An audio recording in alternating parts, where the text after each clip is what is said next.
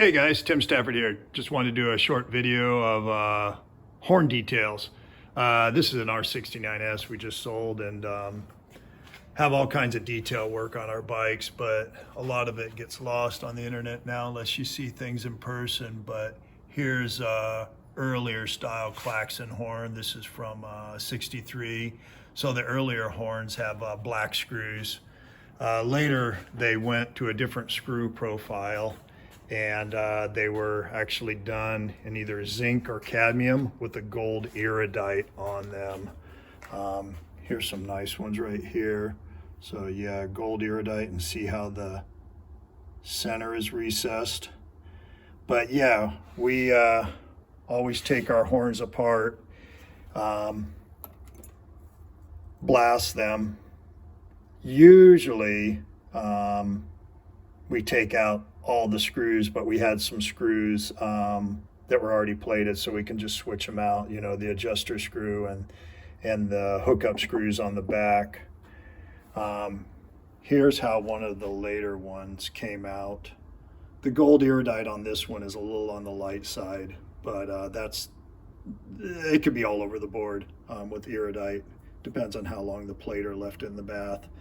But this one's going to go on a late model R69S we're doing. As you can see, we did a lot of finish work, and what we use on our horns now is Tamco chassis black with a flattening agent in it. If you need to know the ratio, it's 4 parts Tamco chassis black, 1 part of a flattening agent, either by them or ones like PPG. I think they're all about the same, and that gives it more of that industrial black look.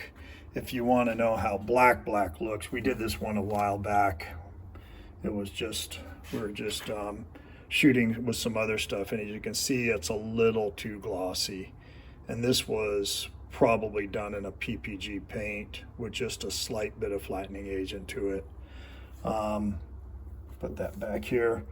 If we're really pimping the bike out like this one, we after we sand them, after we shoot them, a lot of times we'll sand them out. This one is just sandblasted and painted, and as you can see, it's got some imperfections, but it's good catalyzed paint.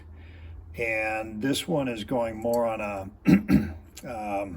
I would say, don't really want to say budget level, but more of a user quality restoration.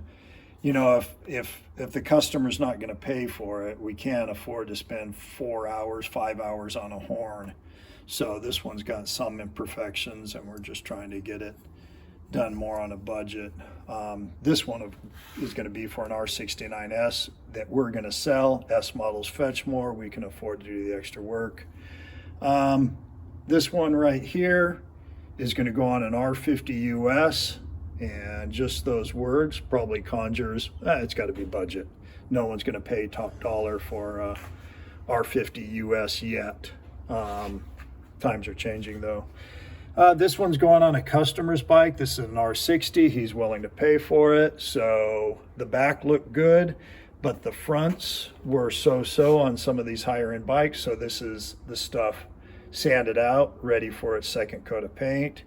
And by sanding it out, you can get a lot of pits out, because this was all pitted in here, and now they're all filled, and you just go over it again. The trick is still keeping all your letters. So you want to try to see your letters the best you can. Here's some of our plating. A lot of it is the gold iridite. I don't know if the camera's picking it up. We have nickel plated attachment screws, and we have other various hardware that we properly plated for these guys.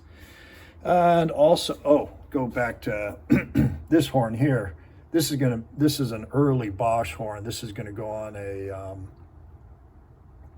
this is going on 1960 R6, I'm sorry, a 1956 R60. So the very first production one. He's actually on a budget, unfortunately. And I really wanted to do the bike since it's such a early bike, so I'm doing it the best I can to keep it on the budget. We could actually either probably get these new or have a guy reproduce them new, but they buffed out pretty good. This one is another one that gets all painted horn screws. And then this guy back here, this is going on an R69, a 1959 R69. This has got some rust pits in it, but you're not going to see that too much when you know, you put the cover back on, and the cover had some rust pits, and we sanded that out. You know, this guy isn't necessarily on a budget, but it's not unlimited, so we're doing a little bit on that one. But hope you got a better idea of what kind of detail work we do. And well, let's see if I can get one of these. They honk better when you're actually holding it by the strap, but let's see if I can do that one-handed. Well, it helps to connect the cord. There we